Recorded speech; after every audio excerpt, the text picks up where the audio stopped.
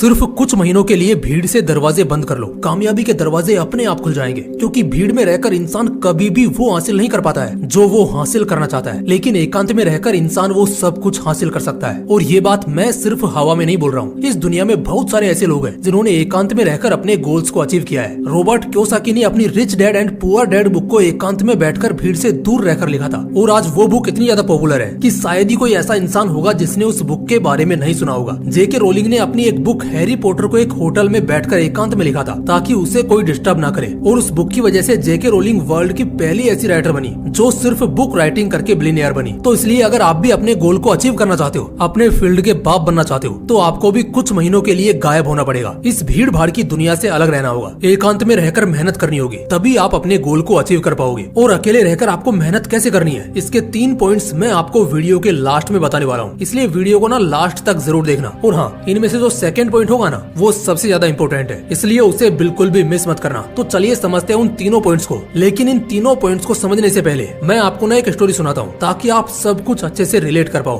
तो कहानी की शुरुआत होती है 10th क्लास से, जहाँ पर रोहन और मोहन दो बेस्ट फ्रेंड होते हैं। ये दोनों शुरुआत से ही पढ़ाई में बहुत अच्छे होते हैं। इन दोनों फ्रेंड्स में लगभग हर चीज समान होती है, सिर्फ एक चीज को छोड़कर, वो है खामोशी से मेहनत करना। मोहन की बुरी आदत होती है कि वह हर काम को सबको बताकर करता है कि वो आगे क्या करने वाला है, क्या स्टेप लेने वाला है, ये वो सबको बताता है। जबकि रोहन ऐसा नहीं करता। उसकी यही गुड हैबिट है कि वह जो भी करता है उसका ढिंढोरा नहीं पीटता, बल्कि खामोशी से एकांत में रहकर उस गोल पर काम करता है। और उसकी इसी हैबिट की वजह से वह बाकी स्टूडेंट से आगे भी निकल गया, यहाँ तक कि मोहन से भी, क्योंकि मोहन हर काम को सबको बताकर करता था। इस कारण बाकी स्टूडेंट मोहन को सपोर्ट करने की बजाय उसको वो काम करने से रोकते थे, उसको डिस्ट्रैक्ट करने की कोशिश करते थे, क्योंकि उनको पता था कि मोहन इतना ज्यादा इंटेलिजेंट है कि उसको पढ़ाई में हराना बाकी स्टूडेंट के बस की बात नहीं है। इसलिए वो उसको डिस्ट्रैक्ट करके रोकने की कोशिश करते थे, और वो मोहन को इजिली डिस्ट्रैक्ट कर भी देते थे, क्योंकि मोहन के अंदर बाहरी दुनिया से कैसे डील करते हैं इसकी ज्यादा समझ नहीं थी। और इस कारण मोहन अपने टारगेट को कभी अचीव ही नहीं कर पाता था। जबकि रोहन को ये प्रॉब्लम फेस नहीं करनी पड़ती थी, क्योंकि वो हर काम को खामोशी के साथ एकांत में बैठकर करता था। इस कारण बाकी स्टूडेंट को उसके नेक्स्ट स्टेप का पता ही नहीं चल पाता है कि आखिर वो आगे क्या करने वाला है। और यही रीजन है कि वह अपने रिजल्ट से सबको चौंका देता है, क्योंकि उसने 10th में 96% स्कोर किया था और वहीं मोहन ने 85%। रोहन अपने स्कोर से सेटिस्फाइड था, लेकिन वो अपने बेस्ट फ्रेंड मोहन के स्कोर से सेटिस्फाइड नहीं था, क्योंकि मोहन रोहन से भी ज्यादा मेहनत करता था, उससे ज्यादा पढ़ाई करता था और उसके कॉन्सेप्ट भी क्लियर थे, लेकिन उसके बावजूद भी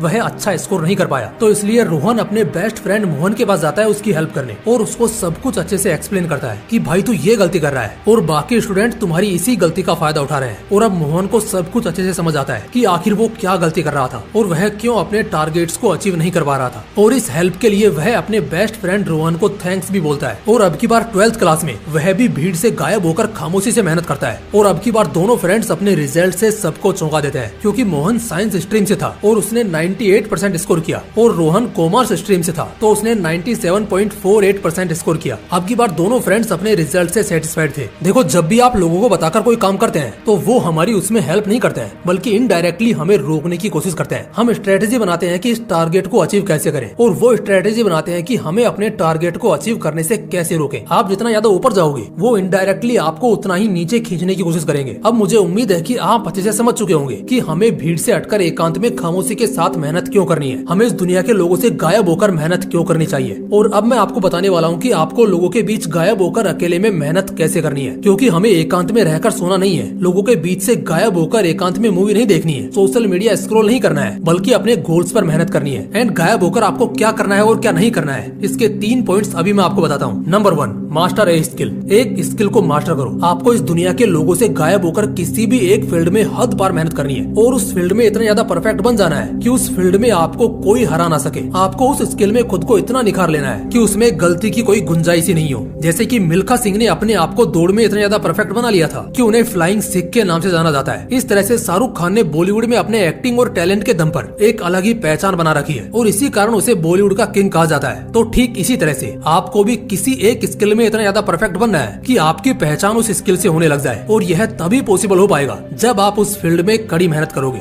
हर दिन घंटों तक पसीना बहाओगे, उस फील्ड में बाकी लोगों से कुछ एक्स्ट्रा करोगे। अब आपकी वह स्किल कौन सी है जिसमें आप मास्टर बनना चाहते हो, ये आपको फाइंड करना है, और फाइंड करने के बाद आपको दिन रात एक कर देना है उसमें मास्टर बनने के लिए। Number 2, mobile meditation. अब ये क्या होता है इसको भी समझाऊंगा, लेकिन उससे पहले ये समझो कि जब आप दुनिया के लोगों से गायब होकर एकांत में मेहनत करोगे तो वहाँ पर आपको कोई भी डिस्टर्ब करने वाला नहीं होगा, सिवाय आपके स्मार्टफोन के। और ये आप अच्छे से जानते हो कि स्मार्टफोन आज के टाइम का सबसे बड़ा एडिक्शन है। ये छोटा सा डिवाइस आपकी लाइफ को बना भी सकता है और बिगाड़ भी सकता है। तो सबसे पहले हमें इस पर ही कंट्रोल करना होगा ताकि आगे चलकर इसकी वजह से कोई प्रॉब्लम क्रिएट ना हो। और यहाँ पर हमें यूज करना है मोबाइल मेडिटेशन टेक्निक का। इसका मतलब होता है कि जब भी आप स्मार्टफोन को यूज करो तो उससे पहले ये डिसाइड करो कि आपको स्मार्टफोन किस काम के लिए यूज करना है। क्या वाकई में आपका स्मार्टफोन से कोई काम है या फिर यूं ही रील्स स्क्रॉल करने के लिए स्मार्टफोन ओपन कर रहे हो। देखो, मोबाइल मेडिटेशन एक ऐसी टेक्निक है जिसका यूज करके आप जो ये हद से ज्यादा अपने स्मार्टफोन और सोशल मीडिया को स्क्रॉल करते हो ना, उसको कंट्रोल कर सकते हो, अपने स्क्रीन टाइम को कम कर सकते हो। और इसके लिए आपको अपने स्मार्टफोन को यूज करने के लिए बस एक सिंपल सा डिसीजन लेना है कि आप जो ये स्मार्टफोन यूज करने वाले हो क्या ये आपके काम के लिए यूज होने वाला है। और अगर इसका जवाब हाँ है तो आप स्मार्टफोन यूज कर सकते हो, लेकिन अगर इसका जवाब ना है तो आपको स्मार्टफोन हरगिज यूज नहीं करना है। क्योंकि अब आप जो स्मार्टफोन का यूज करोगे वो एजुकेशन पर्पज के लिए नहीं करोगे बल्कि एंटरटेनमेंट के लिए करोगे। मोबाइल मेडिटेशन टेक्निक का यूज करने से आपको सही डायरेक्शन मिल जाएगी कि आपको क्या करना है और क्या नहीं, और इससे आप बिना डिस्ट्रैक्ट हुए लंबे समय तक अपने गोल्स पर अच्छे से मेहनत भी कर पाओगे। नंबर 3,